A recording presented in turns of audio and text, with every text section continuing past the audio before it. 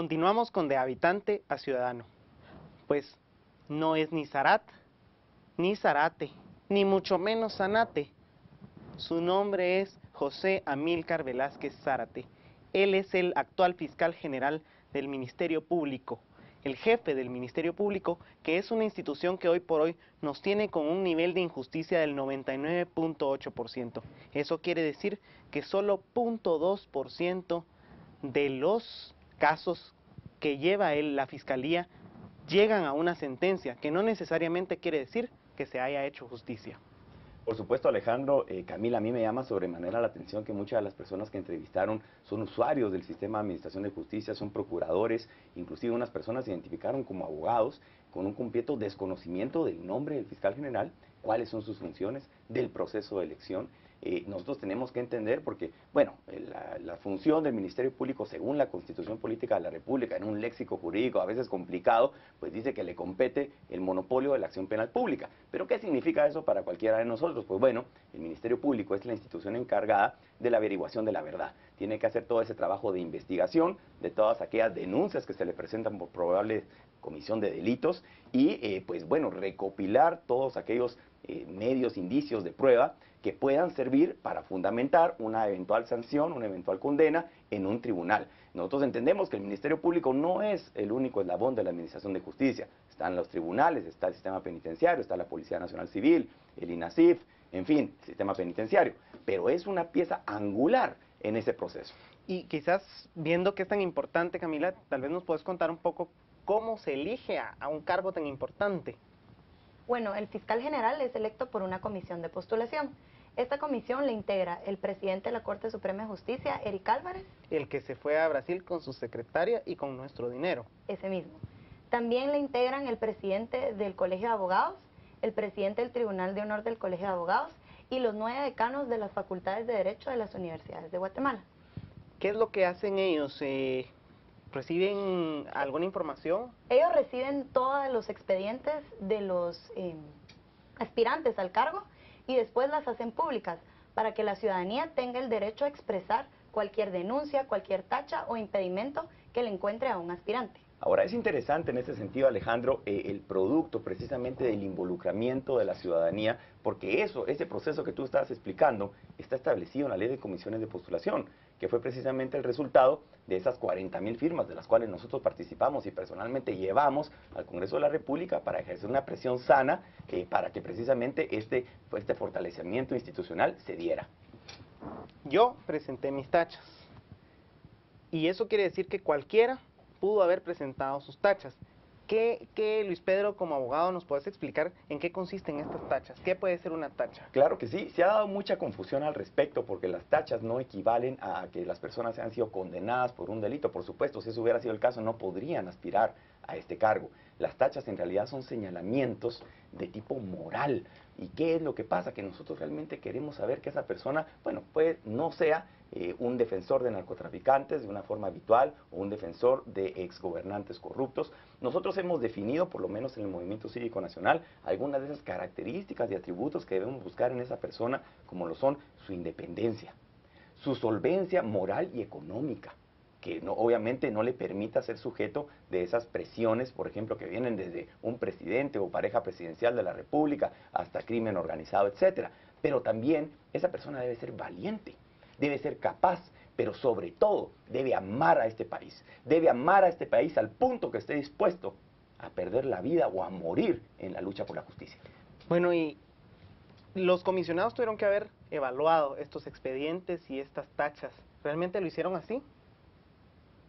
Yo te diría que no, yo definitivamente considero que no. De hecho, hoy por hoy estamos nosotros viviendo ya a través de amparos provisionales que se han otorgado a distintas personas que han interpuesto recursos de orden constitucional en contra del proceso, precisamente porque la Ley de Comisiones de Postulación que tú mencionabas obliga a que estas discusiones sobre las tachas sean discusiones profundas, serias, y que los razonamientos, obviamente las tachas que van desde cosas tan elementales que en realidad no constituyen tacha, como que tal persona es un mal vecino porque no saluda amablemente en la mañana cuando sale de su casa, hasta señalamientos de personas que han sustraído erario público, es decir, dinero de los contribuyentes, o que participan activamente de bandas de crimen organizado, que realmente sí pueden ser constitutivas de delitos y delitos graves. Entonces, esas son las tachas que tenían que haber discutido a profundidad. Bueno, y dentro del proceso para poder ser candidato, alguno de estos 29 aspirantes, ¿qué tuvo que pasar dentro de la comisión? Bueno, obviamente la comisión los entrevista a los 29 después de oír sus pruebas de que eran inocentes estas tachas que fueron señalizados, y después se les da un punteo conforme a una lista de requerimientos para poder ser fiscal general. Después los aspirantes son puestos, el que recibió mayor punteo hasta arriba hasta el que recibió menos puntos hasta abajo. ¿Por qué es esto importante?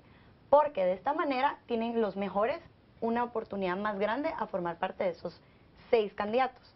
¿Cómo pueden llegar a ser esos 6 candidatos? Tienen que obtener 8 de los 12 votos de los comisionados. Correcto, pero lo importante que hay que señalar es que esa tabla solo es de referencia. Ahora, pese a que existen ya amparos provisionales en contra del proceso y que podrían revertir la situación que actualmente tenemos, el nombre de esos 6 candidatos ya que se le van a pasar en la nómina al presidente de la República son, en primer lugar, la licenciada María Eugenia Morales Aceña de Sierra. Ella pues ha participado como procuradora adjunta de los derechos humanos y es lo que más se conoce de su trayectoria pública. Recibió únicamente una tacha de una persona individual, fue la que menos tachas recibió, y ha sido conocida por los grupos civiles como una persona valiente, bastante independiente, de una trayectoria bastante buena en la vida pública guatemalteca. Tenemos al licenciado Leopoldo Liu González, que ha tenido diversos cargos dentro del Ministerio Público como jefe de la Fiscalía de Delitos Cometidos contra Operadores de Justicia entre el 2001 y el 2005.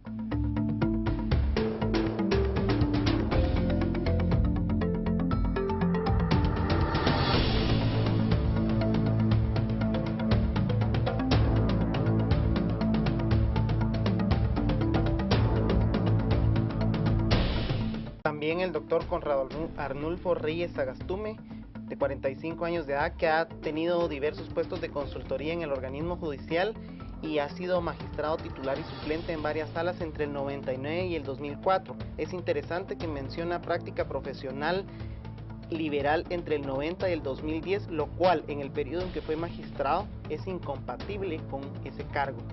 Tenemos también al licenciado Byron Renato Durán Menéndez, quien fungió como jefe de la Fiscalía de Delitos contra la Vida y fue interventor de migración de mayo del 2008 a agosto del año 2009. Él fue tachado por la CICIG y algunos otros grupos de la sociedad civil.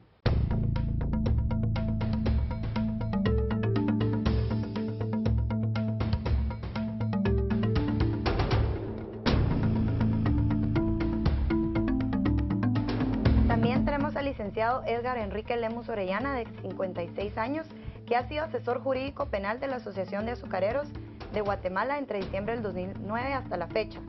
Actualmente también fue asesor jurídico del cuarto viceministro de Gobernación entre febrero y junio del 2008. Por último tenemos al licenciado Julio César Rivera Clavería, quien fungió como secretario de la presidencia del organismo judicial entre el 92 y el 94 y además fue director del sistema penitenciario, viceministro de Gobernación, director de control administrativo de la presidencia y director de la Guardia de Hacienda, todo esto en tiempo de Vinicio Cerezo.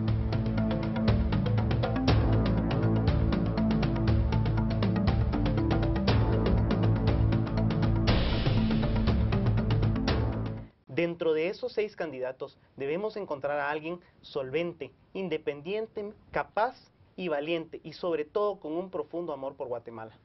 Al regresar del corte vamos a tener a la primera de estas candidatas, la licenciada María Eugenia Morales Aceña de Sierra. Ya volvemos.